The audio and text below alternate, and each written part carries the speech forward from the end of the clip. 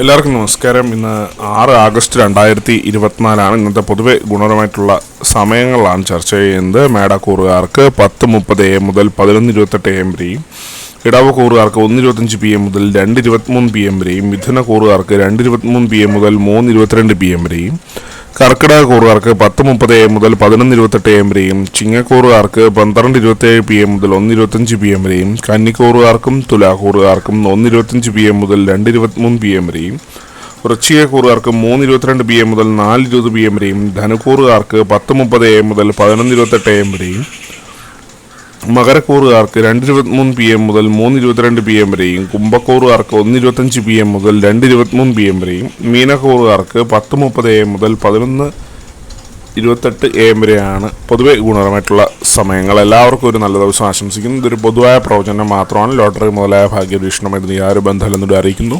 നന്ദി.